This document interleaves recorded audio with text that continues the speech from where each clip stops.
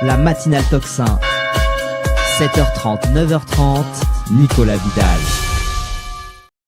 Mes chers amis, la matinale continue ce matin. On va continuer à parler de plein de sujets. J'ai Guillaume Leroy qui est déjà en attente, qui est là, qui va venir nous parler. On le remercie d'être toujours aussi disponible pour Tocsin. Chers amis, continuez à partager, à liker, bien entendu, hein, pour faire monter cette matinale encore plus. J'ai besoin de vos likes, j'ai besoin de vos pouces et partagez-moi le lien de cette matinale partout où vous pouvez, sur vos Telegram, sur vos WhatsApp, sur vos Facebook. C'est très important. Plus vous serez nombreux, plus nous pourrons avoir de la puissance et pour notamment, je le dis, avant de recevoir mon prochain invité, pour le bocal à vocaux, je vous donnerai les 2 prochains numéros dans le courant de la matinale, bien entendu, et bien sûr en fin de matinale, comme ça, vous pourrez continuer à noter le numéro, et puis lundi, Clémence, que j'embrasse, bien entendu, vous donnera la fin du numéro, comme ça, vous pourrez écouter les vocaux. Immédiatement, jingle, et on reçoit Guillaume Leroy. La matinale Tocsin.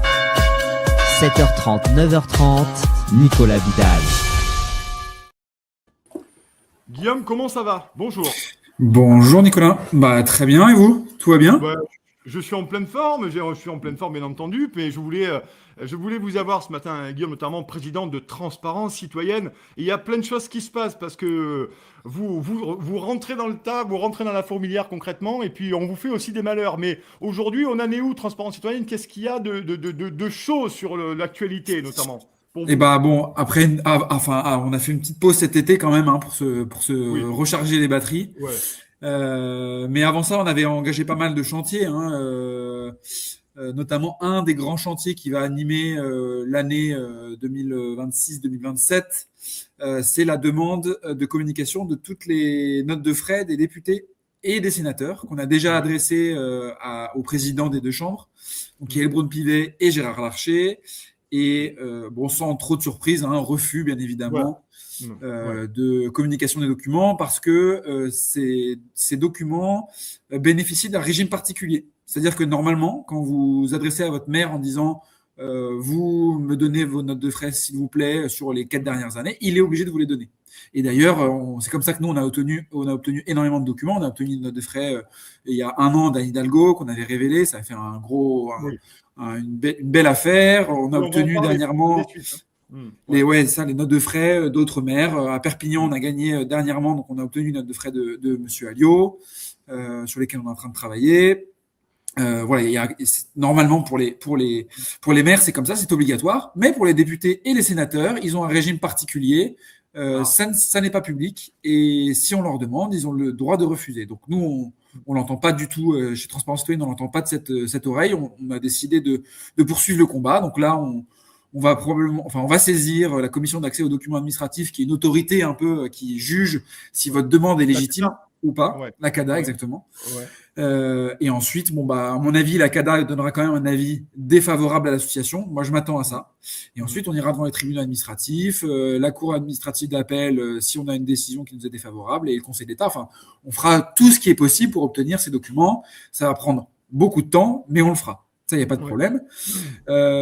Et ensuite, on a... Je me permets, effectivement, il y a eu la polémique par rapport à ça, parce que je crois savoir que Yael Braun-Pivet vous a répondu, Gérard Larcher aussi. Il y a eu un ping-pong aussi de communication autour de ça. Ouais, tout à fait. Alors, Monsieur Larcher a été plus discret, on va dire. Il m'a simplement répondu par courrier en me disant que c'était pas possible.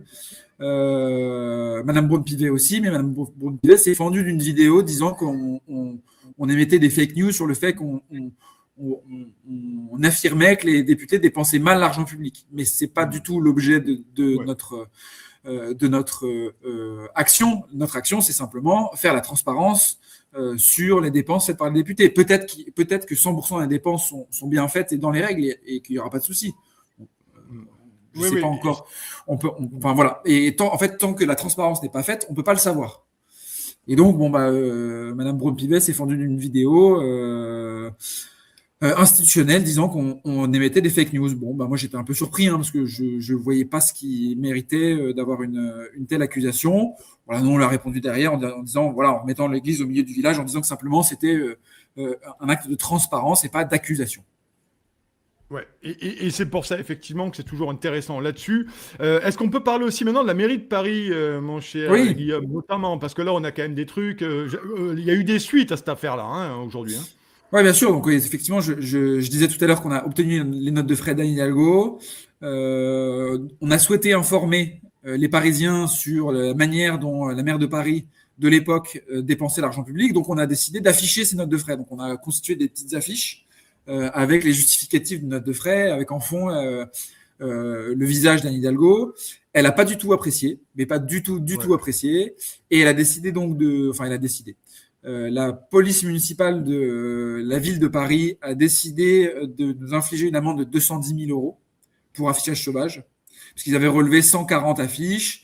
Ils ont décidé d'appliquer le maximum légal qui est de 1 500 € par affiche. Donc 140 fois 1 500, c'est 210 000 €. Pour remettre dans le contexte, c'est 7 ans de budget de l'association. Donc si cette amende nous est infligée, transparence citoyenne, terminée.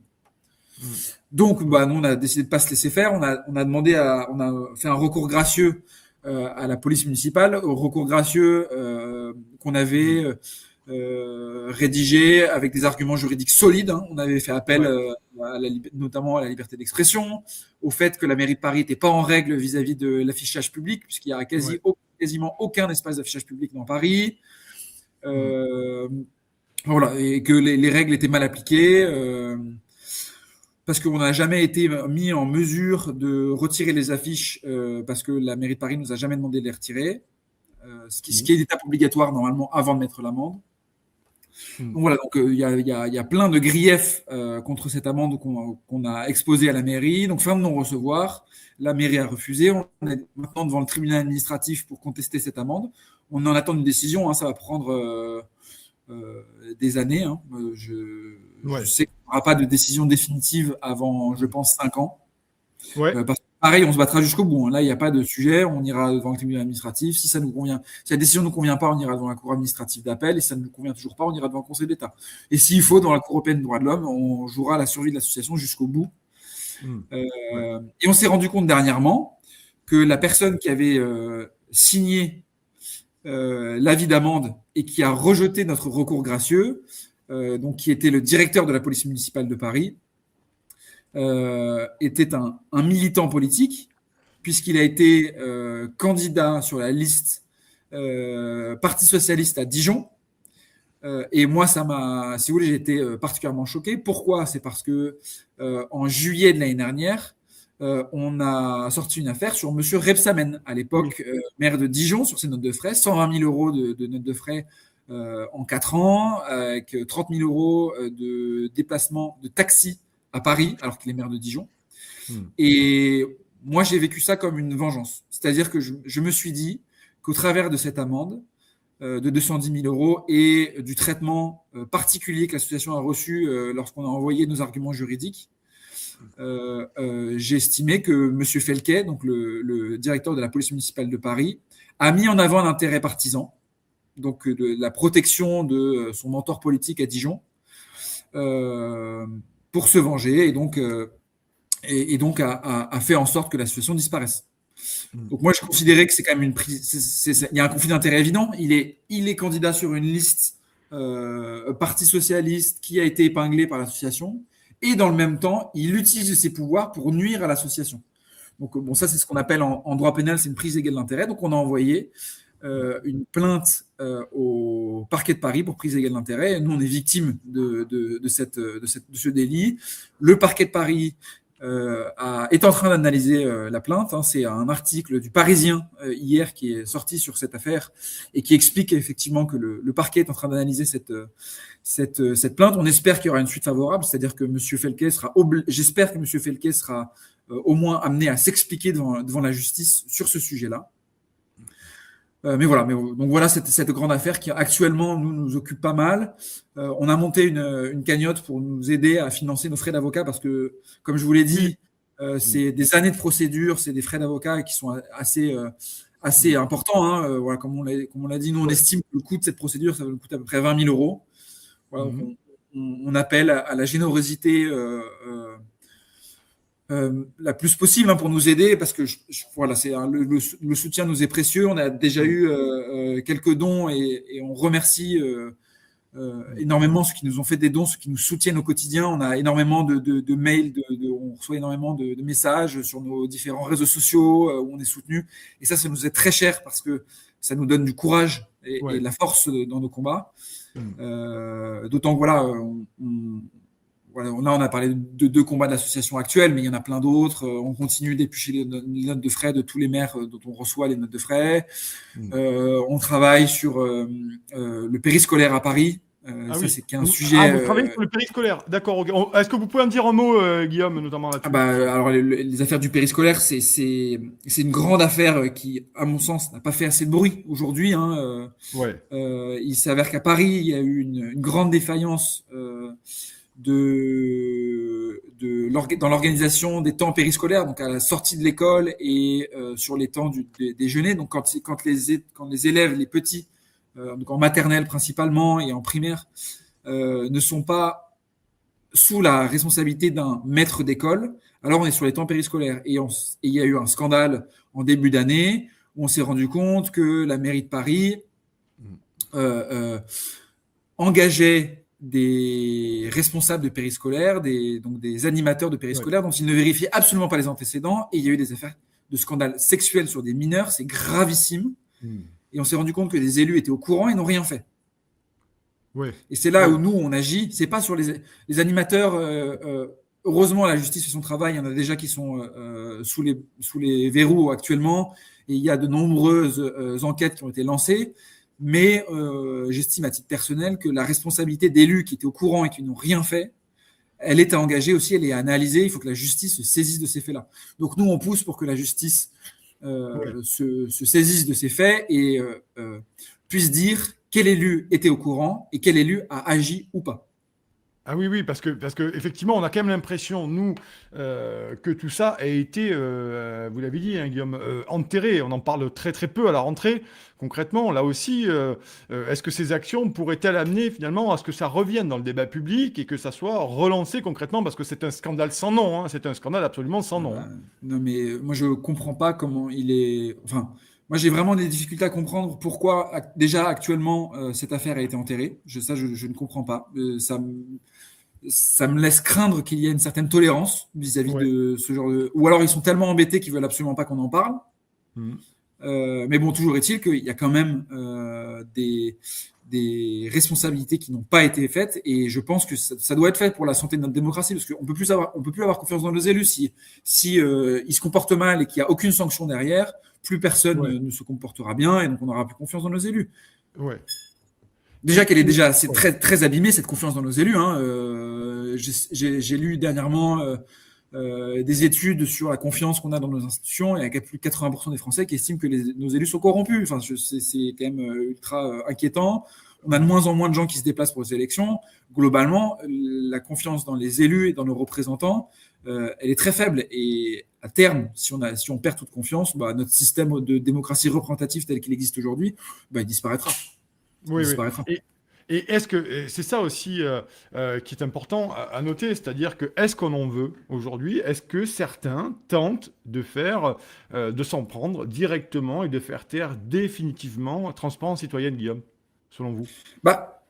Moi, je prends cette amende que j'ai reçue il y a maintenant 1 an et contre laquelle je me bats, oui, comme une tentative pour nous faire taire, parce qu'on est des lanceurs d'alerte qui font un peu de bruit, oui, on est un dérangeur, on est un empêcheur de tourner en rond, donc forcément ça leur plaît pas. Et il y a pas qu'à Paris, hein, on a des rétorsions. On a le maire de Saint-Ouen, Monsieur Boismran, qui a attaqué l'association en diffamation, et moi à titre personnel en diffamation, parce qu'on a eu la mauvaise idée de communiquer sur une action en justice qu'on a menée contre lui pour obtenir des documents publics, pour obtenir des factures, pour savoir si de l'argent public avait servi à payer une soirée politique. Et il se trouve que voilà, on est devant le tribunal, on a été emmené devant le tribunal correctionnel en diffamation par le maire de Saint-Ouen, et donc on est en attente encore une fois d'une décision qui vraisemblablement nous sera favorable de ce qu'on comprend des audiences. Mais voilà, on va recevoir, oui, c'est sûr, d'une certaine manière, on va recevoir de plus en plus de pression pour qu'on se taise. Parce qu'on dérange, et on dérange même jusqu'à la présidence de l'Assemblée nationale qui s'est sentie obligée de nous répondre, c'est qu'on dérange. Ouais, et c'est ça aussi qui est important, c'est-à-dire qu'à un moment donné, les associations comme vous, on se part en permanence au plus haut niveau de l'État de la transparence, hein, et vous le savez bien, transparence citoyenne. Et finalement, quand ces documents sont demandés au niveau des élus, vous l'avez dit, ou toutes ces informations qui sont absolument légitimes pour le citoyen, eh ben, on vous envoie, soit on vous répond, on vous attaque par communication interposée, soit on vous traîne en justice. Donc là aussi, est-ce qu'il n'y a pas une forme aussi je vais pas dire peut-être de procédure Bayon, je sais pas, vous allez me le dire. Bah, la procédure Bayon, moi, celle dont je parlais à Saint-Ouen, à mon sens, c'est une procédure Bayon. C'est une procédure pour faire taire des opposants. Vu les montants qui ont été demandés de dommages et intérêts, qui se chiffraient, il me semble, à 80 000 euros. Donc c'est pareil, hein, Ouais. c'est des montants qui sont faits pour faire taire l'association et même pour la détruire, pour que elle ait plus aucun moyen pour mener ses actions. Donc voilà. Donc, nous, encore une fois, on va se battre. Hein, il y a pas de, on est combatif, on est pugnace, on laissera pas tomber le combat, il y a pas de sujet. Mais oui, moi j'estime que de plus en plus on va devoir faire face à des procès vaillants, et d'autant plus qu'avec les présidentielles qui vont approcher, il y a des enjeux qui sont immenses, et avoir une association qui casse les pieds pour faire valoir la transparence et qui peut potentiellement vous envoyer dans la justice parce que la transparence n'est pas là, ou alors que vous êtes mal comporté en tant qu'élu. Bah, il vaut mieux la faire taire. Ouais. Et oui, parce que c'est ça. Et c'est intéressant ce que vous dites, Guillaume Leroy, bien sûr, président de Transparence Citoyenne. Je vous invite, si vous le pouvez, bien entendu, n'hésitez pas à les soutenir, notamment pour cette cagnotte. Aidez-nous à contester l'amende de 210 000 euros. 210 000 euros, chers amis. C'est absolument incroyable. Vous pouvez, bien entendu, cette cagnotte, on peut la trouver où, Guillaume? Elle est sur nos réseaux sociaux, et après, sinon, sur Helloasso, plus simplement, c'est notre plateforme de dons. Ouais, et voilà. Et c'est pour ça que, vous le savez, chers amis, il faut absolument soutenir ce genre d'initiative parce que ça permet aussi d'avoir des actions, notamment comme pas mal de collectifs, pas mal de choses qui sont aujourd'hui. Et on se rend compte finalement que l'émergence aussi de transparence citoyenne et de sa surface, on va dire, de communication, on voit bien quand même, ça dénote aussi un malaise dans le pays. Hein. Bah oui, effectivement. Plus nous, on commence à être suivi de manière assez massive, et si on est suivi de manière assez massive, c'est que les gens sont défiants vis-à-vis de leurs élus, et qu'ils considèrent qu'on fait un travail très important, vital, mais en soi, moi, j'estime à titre personnel que Transparence Citoyenne ne devrait pas exister, ne devrait pas avoir à exister. Si on est dans une démocratie saine, comme des démocraties nordiques où effectivement on rend compte du moindre euro d'argent public dépensé. En France, c'est pas le cas du tout. Transparence citoyenne, normalement, ne devrait pas exister. On est censé être dans une démocratie saine qui fonctionne, et dans une démocratie saine qui fonctionne, on n'a pas besoin d'associations pour faire valoir la transparence. Ça devrait être automatique. Ça devrait être c'est déjà une obligation pour les élus, mais ça devrait être automatique, et même une promotion par les élus de la transparence. Mais c'est pas le cas du tout en France. C'est pas le cas du tout en France, et les gens s'en rendent compte. Les gens sont maintenant conscients qu'on leur cache des choses, qu'on ne veut pas révéler la manière avec laquelle l'argent public est dépensé, notre argent est dépensé. Donc oui, ça dénote effectivement un dysfonctionnement majeur de notre démocratie. L'existence d'associations comme Transparence Citoyenne, mais je peux en citer d'autres, Anticorps par exemple, la Ligue des Libertés, d'autres plus petites associations anticorruption comme AC Anticorruption, Ethics. Enfin, il y a pas mal d'associations dans ce microcosme de la lutte anticorruption et pour la probité des élus. Oui, on ne devrait pas exister, vraiment pas. Et là-dessus, encore quelques minutes pour cette interview, chers amis. Et après, je vous donnerai, après l'entretien avec Guillaume Leroy, notamment le fameux chiffre JTTV, notamment. Ça veut dire que, vous l'avez dit, à l'approche de la présidentielle, on a quand même une vraie problématique. Aujourd'hui, je le dis dans mon édito, c'est-à-dire que ça va devenir de plus en plus violent, brutal probablement, de faire taire des voix dissidentes, que ça soit aussi d'associations comme Transparence Citoyenne. Là aussi, on a une véritable problématique. Vous le craignez, Guillaume, vous, aujourd'hui, concrètement, pour Transparence Citoyenne, d'être attaqué de plus en plus fortement et brutalement, notamment? Oui, ça je crains effectivement qu'avec les échéances électorales qui approchent des présidentielles, oui, ça devient de plus en plus brutal. Mais à l'image de notre débat politique, ça devient de plus en plus brutal. On voit même maintenant il y a même plus vraiment de médias interposés. Enfin, c'est des harangues permanentes, c'est de la violence verbale en permanence, et je pense, et maintenant même la justice est mise à profit pour mener ce combat politique. Oui, bah, je pense que ça va devenir de plus en plus brutal et moi je m'attends à ce que, oui, si on dérange trop, moi, je m'attends à ce qu'on prenne des coups. Oui. Ouais, ouais. Et ça voudrait dire effectivement que ce genre d'association, voilà, comme la vôtre, Transparence Citoyenne, pourrait péricliter au bout d'un moment, parce que à force d'être attaqué comme ça, vous n'avez pas les moyens, une surface financière pour tenir comme ça plusieurs procès pendant plusieurs mois. Bon, j'imagine que ça a été pensé, mon cher Guillaume, mais tout de Ouais, même, bien tout de même. sûr. Bah, bien sûr. Non, mais c'est une certitude. Mais après, on compte bien. Enfin, on a pour l'instant toujours compté sur la générosité des gens et les gens nous ont jamais déçus. Donc, pour l'instant, moi, tant que j'ai un soutien derrière Ouais. l'association, on tiendra bon. Il n'y a pas de. Enfin, à moins que l'association soit dissoute par le ministre de la Justice, mais ça, j'imagine pas parce on fait tout dans les règles. Donc, il y a pas de sujet. Mais tant que nous, on est soutenu par le peuple, moi, je me sens pousser des ailes lorsque je suis soutenu, donc je ne lâcherai pas.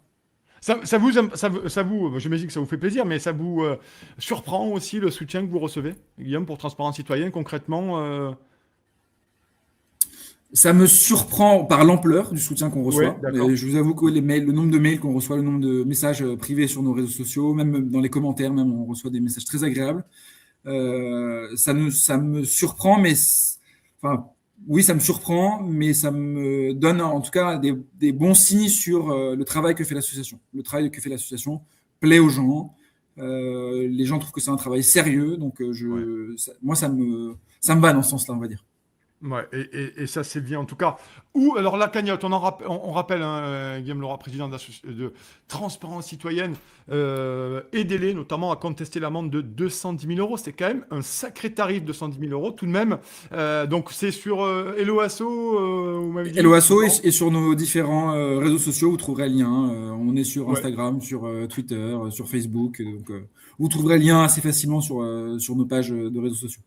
Bon, super. Merci beaucoup, en tout cas, Guillaume, d'avoir été là ce matin pour nous parler toujours avec bonhomie, sérieux, notamment et précision de Transparence Citoyenne Oui, et de tout ce très que vous important. faites, notamment. On vous aime bien sur Toxin parce que vous remuez ce qu'il faut remuer. En tout cas, continuez ce travail-là. Ne lâchez rien. Vous faites aussi, vous êtes dans votre couloir de nage et c'est très bien. C'est pour ça qu'on vous invite toujours avec plaisir sur Toxin pour avoir les dernières évolutions de ce beau pays démocratique qu'est la France avec cette transparence absolue des notes de frais, chers amis ministres, chers amis députés, chers amis Ça hauts viendra. fonctionnaires. Voilà, c'est un monde merveilleux dans lequel nous vivons et nous sommes là aussi pour dire à quel point il est merveilleux tous les jours et que nous sommes heureux d'y vivre comme ça et de participer à sa bonhomie et à son essor. Merci mon cher Guillaume Leroy Merci de Nicolas. Transparence.